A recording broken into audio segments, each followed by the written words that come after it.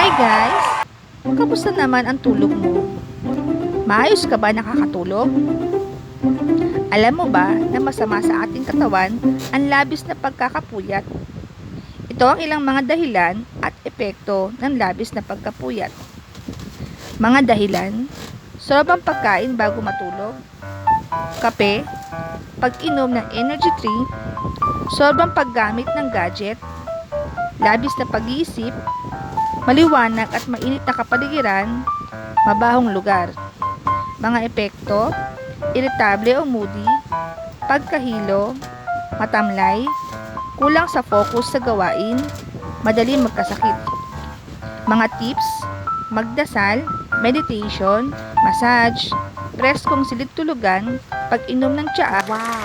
Maraming salamat po!